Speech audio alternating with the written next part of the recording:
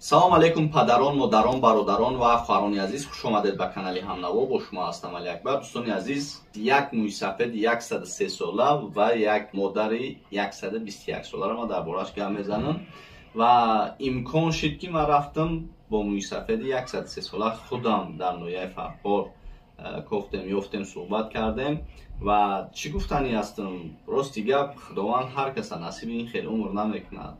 дар ҳақиқат мӯйсафеде ки мо худо раҳматш кунад видео кардем, бисёр суханрониш хуб буд. سال 1918 تولد من در سن 20 سالگی ارمیه رفتم. خوشبختانه اما بعد از چند سال دیگر یک مادر 121 ساله را مشاهده کردیم و دیدیم در حقیقت این یک معجزه است.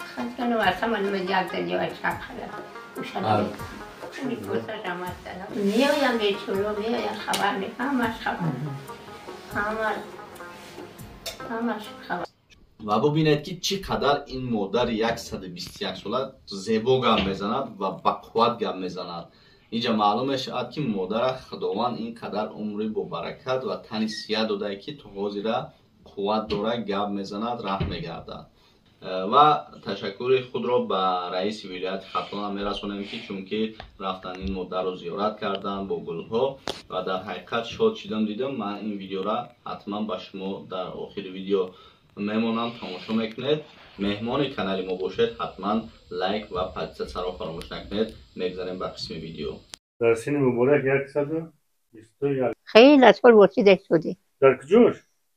که خود میرالی ده خدا میزرود تا خدا علم تایید زیاد کنه نه که من واسه نمیره دارد کنه رحمت الله اکبر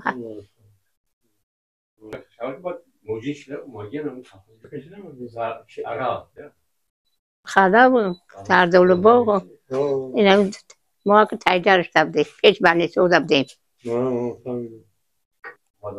خبر میگیرم خبر ما این طرف باز نظر نمیگیرم روز که باید خوانیم در دولت میان خبر بگیرم دارم خرید خوانین میره نه؟ ما دخترم در خوانین که دخترم در خوانین که پاکستان اونجا میبرین؟ توی شما میبریم سرخه نمیجا نیست اونجا سرخه بیشتر تا دو